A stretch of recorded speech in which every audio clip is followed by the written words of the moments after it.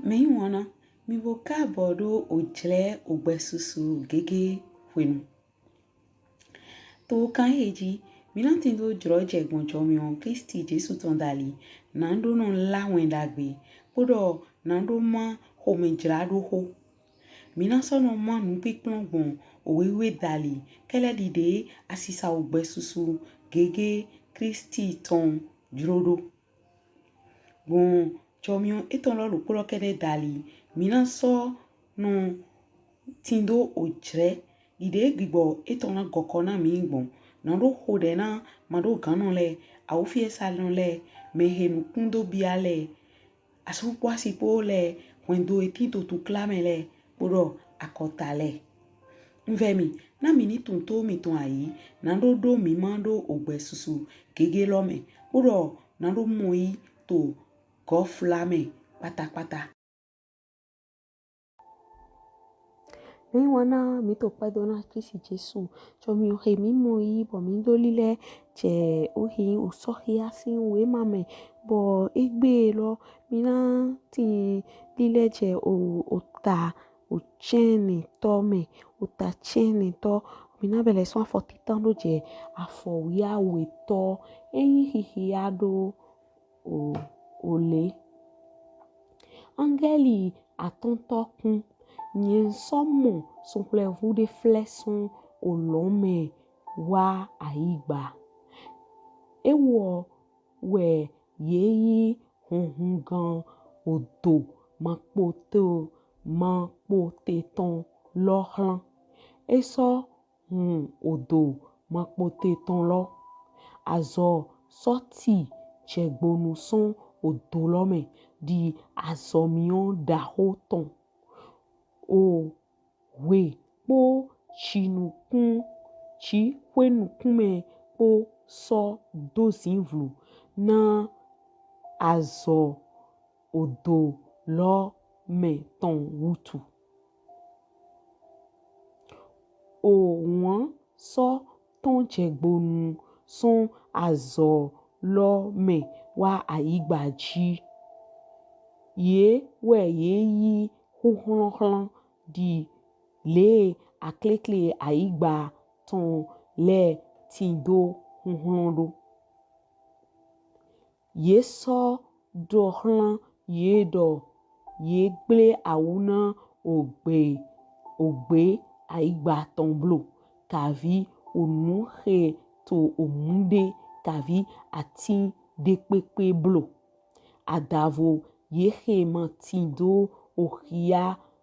donu shikwe we ton to nukon ye ton le kede ye wule we ye so yi hlan do ye hu ye blo adavo do ye ni bian kuna ye ho osun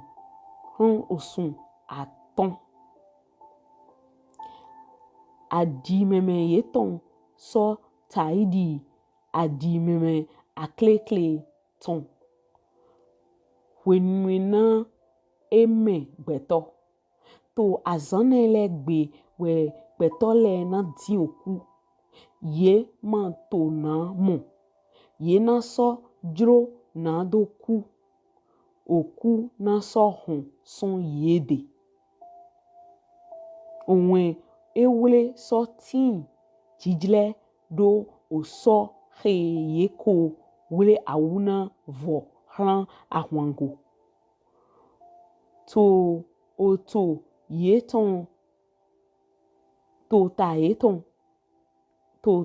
ton etin jijle do ojegbakun sika ton lego nukun ye ton so taidi nukun gbeto ton ye ti do oda nyonu le ton adu ye ton so di adu kini le ton ye ti do tunudo le di tunudo ogan ton le nudi do ahwanfun ye ton so di nudi do keke oso susu ton he to wezundo che ahwan Ye sorti do osidi aklekle ton. Adi sorti to osi ye tongo. Bodo osi ye ton le mewe hunkun ye ton te. Nando ble awuna beto he ho osun aton. He ho osun aton. Osun aton. Ye sorti do aholude to yeji heyin angeli odo makpote ton. Oyin meheton noyin abadoni to ogbe heblu tome. Shiba to ogbe kleki tome. Oyin eton noyin apolioni. Tidon dokpo juwai doa yego tidon awe dogo soja to ehegodo nishe. Bo mi mondo o hiatunu supo weti to eheyin ota chene tolome bele so afotitan do je afo awoto bo mi na doro ete mi gande son o hiadonu neleme hiadonu de tenkowe mi sigan no tendego mi dona flindo mulo angeli atonto weku opin ton bo wenu e ka do ku opin lo so pole vu de fle son olome waje aigba bo mi ko tun mo na to ekeyin o mi ma o ta chanton toto do mulo eyin do son pole vu gbigbo de we to ho ton do gbigbo ho de do ete de bi ogbeto de me bo do to azon wa bo son pole vu ene e ka do na yin so pole vu de do na ken bo na ta shiba supo no aje ja aho bio magble leme bo magble heme so pole vu he wo wa fleje bio ohun gan odo ma poteton han odo ma poteton han lo nu di do na tole dodo mo odo ene lo we no yodo yin efluali we irodo do ogun gbe me etinto yin o akpade eto akpana Israeli togunle bo nu di do na tole kele lide di do na do ko kanu ko bio kigbo kuno ton minamuro o aho akotade uwe tukla uwe na bio tukla me wenu ye hun ma pote lo si odo ma pote lo si ohun do gbigbo de le we ton so me gbigbo le taidi aklekle bo a check akotade we timoto avun hoha bo mi gan pon we do judging mi na mo dinomulo avun tinto akota na ivovo awe aton memo to yan ke wajibo ohu wajibo mi dede poti bo Israeli lo mo do so tinto ahwan kon edo hoha medele bo mo emede vole so do hoha wo lo sudoni shigba eroro we dida lo he na he sukule vo lo fle o Israeli we na yi ohu egbledo e ma so yi agewaji pohuwaji pokele dide mi mo gbondo yin oweta ota chanton tolome bo ye he ka so jo ededo na ogbigbo kloton le to alopa deji le o ogbigbo he taide aklekle lo le we na bia nkuna e somo ina bia nkuna e titengbe bo bibia ye ton lo e ma yin jile pe ni o jile de na yin lo e sigan yin na o kwe mo pon ntoli nu gbo e do mo lo o wewe no do osun shiba ni yin na mi do mo lo o asan lopo taidi o aho okwe fode to chiwe e we sinukun bo ni e ka do o da o he o seton lo ye do osun aton mi le ma do sun aton pon ni ehe o engan ti na o hwe ma ntoli ni mi po hwe nu egbon Israeli obi o to clamedi mi je sun awo to hwe he ton me we na ba ko po gban de ko bi o to clame ko lo do ye mi Bon, tout klein lo, na nya ou fie sa ti tengbere, bon, ye nan de do vo, me do ki ya chiwe we ton le. Me do ki ya chiwe we ton le, podo atinde le podo amande le we ma do atinde nko yin, ma so do amande nko, amamu de nko yin le.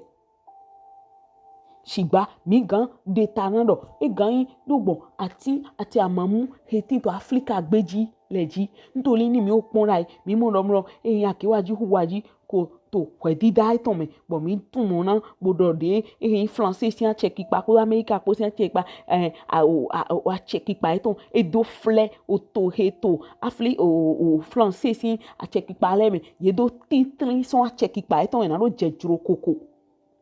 holoro yemi bo o ta chain mythology afotita jawi awelo o Israeli we gbledo na kan bo gbledo enelo enazumbo teme na do jodego ni mi ka do pondi mi na moro edo avun wo ka Palestine lesin o to le pepe shiba Irani lesin o to ye ule lo su ko so fondi bo so be ahun podo Israeli lopo holodo yemi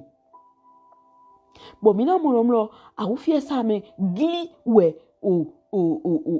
akota ene na gbon bo ni mi ka do pon awu fie sa ene do la akota ene me de dodo o to Israelito e dodo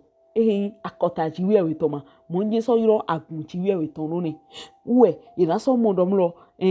o jile ko dida ton ne na so kan agun do mi o dodo we ni corona fini sudo wa bodo jire me mi gbon po kaka do de mi moro o fwe dida si je hon yin mo akun supoji to ayigbaji akun krisiton to ayigbaji bo pe to supo ku to mo so mo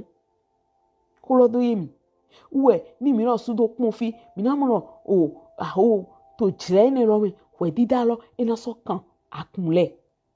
bo we lodo di dodomlo alopade me na tedo igbon agunle mi na mo ye bayi dedofo a klikle lo leton bo do defo le sorti bo ye taidi o so bo e so akon fun na bo ye do to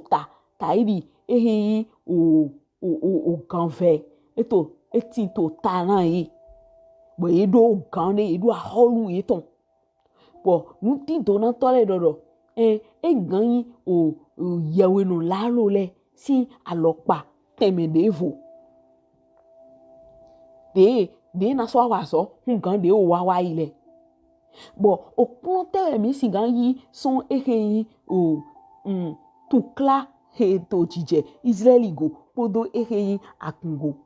me wana ini nwe na mi lo mlo chiwe ewe e ma do honton vive de go de no dalo so de mi vie ton ro so de Israeli o togun ton ro me de wa ngigble me lona son sinye me holodo yemi me de chi nu wa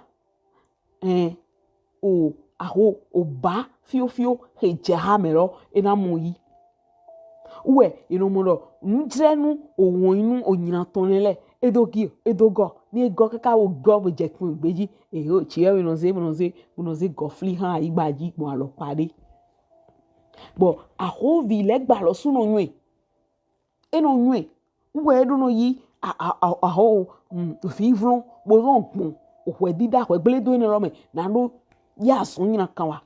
bo boya ayin mere wa do mo do mo atande le to gbo emi edido emi to we dida re me gbon very beyond bibla me beyond them see the way we church we feji chi akwado yiro eji bo bio leblan eyan to leblan yo ma won ji Israeli sin toblo ntoli oho kunu to domlo me ni pe ho de na Israeli me de do na Israeli na do na ni ho de na Israeli ina ho de na Yesu Kristi Jesu na ho de na Yesu to o tosin nukon holodo yewe holodo yewe bo sun kule vuene ni nomro mi pun mi na moro na bia check pi pare me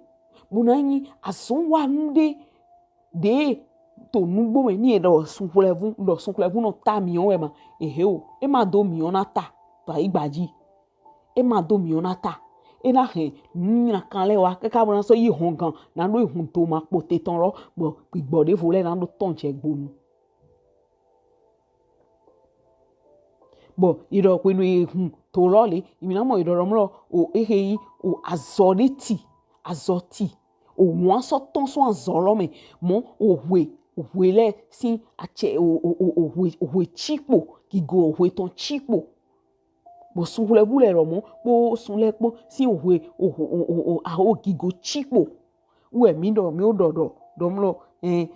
o to da ho le tinto awu fi esa glo le mi gan ye dodo ohwe po sun o do sun kule vule po bo mi do sun kule vule taidi akun sun kule vule kan taidi akun krisiton kolodo yemi we ndo dide ndo nkipon de mi de so me po mi na mo do de do vode ma tinto chiwe wede igbeto yin de wa to akotare yin de wa to wendore yin de wa to o ba fio jiwe we ton no konko do wa chan we o ba lo no konko do wa chan we bo aklikle lo le mi si gan jile ye do ekeyin o gigbode de do o huhun son le gbasi nando hen zivlu wa ayigbaji ntoli mi na mo to nu iwa ito me we ohwedo zivlu osun sin gigo lo sun edepo osun sin kiklen edepo bo sun pour vous dévoler il ou le lo sun hen gigo eton bu we mi no na pa yi o ekeyin o sun pour vous lo aklikle lo le si an son wiwago ntoli yede tana de ta etonte bo so de tana o si eton bo do yina ja son yiwa to na no do ya na gbeto le na o sun vovo aton bo nu ti do na to le aklikle le ngbo nu wiwa eton abi aho jrehe no pe na to ayigbaji o sun aton lo je we no yin to ngbo me shigba ehele to wiwe me ye do ache na no singa do hugbeto eba iro gbigbode le webo ye ngan wa gbon awutu dali ye ngan wa gbon ehin o fasudo abi ye so dodo ye tairi o so tairi ahwan ne mi mo ro ahwan de na chon Israeli ji ton mi mo fie mwene le po na fonson Ido o gandero ta etaidi ehin sikakpan eba ido mlo yina hen klo lo suga klo ene gambio agun eso singan no ayigbaji flelewe nítorí edo tredi na timbo yina hen klo wa ka brando beto de ma do hia eton magan ho magan sa magan ye magan go jewe ni ho mi son tre ni kan le posi bo hen mi son bo hura mi to Jesu si comme son ehin oklo alopa ye ton lesi bo to plopple po me ma tin do mlo mini deta na ya do no le kerene me he ise no bodo gbechese o de tue di de do no titan do mi do dio alopa de hi ho mi tonton do jile go do ton si o wini le si oklo le si anzon le si nu iwa le ogbigbo kuno ton ni ho mi son si yewe no la lo ton le ya o to gan ma pe le we ya bodo asun yin kan po ya ji we yewe ni hunle mi pátápátá son ye si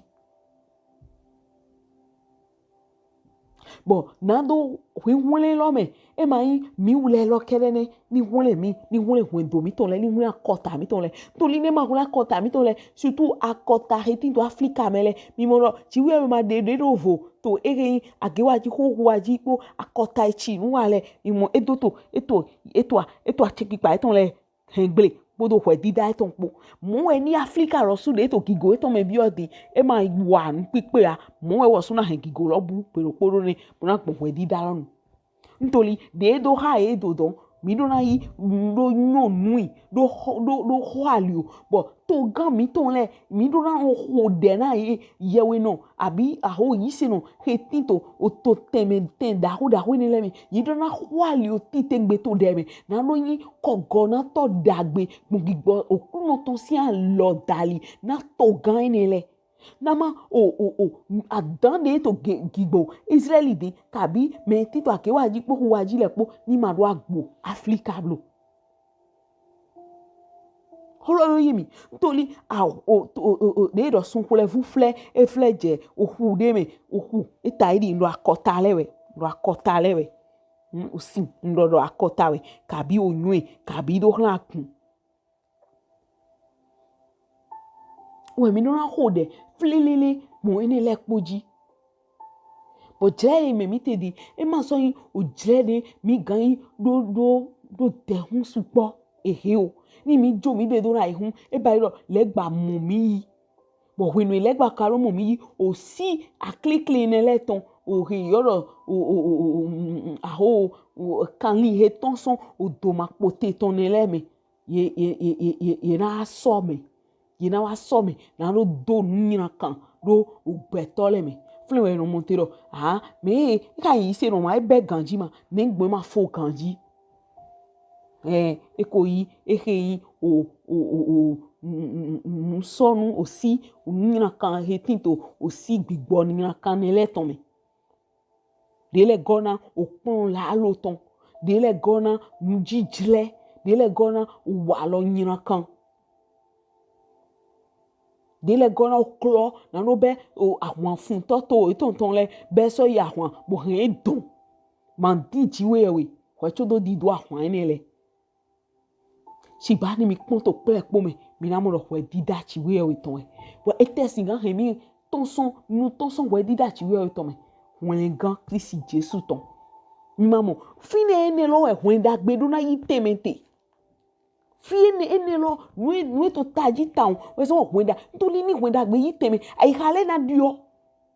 onwe na dio be to supo na mo hun le gan o to gan de janse to mo na ifli na gbigbore to o to me kabi to je hon me kabi to o kuto me o ena di yewe no mo na ze to na chiwe yewe to Jesu sin come bo tu klein ele ma do kan akotale. Bon, mi na wesi na to kleume nde mi mo son fle son afotitan di afowiawe o ta chene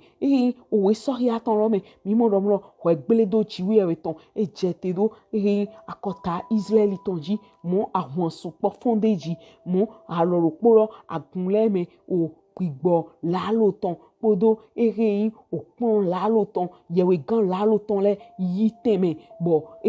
akota o he tinto akewaji podo huwaji ati Israeli le ye tinto we gbele do jiwe we ton glo bo kigo eton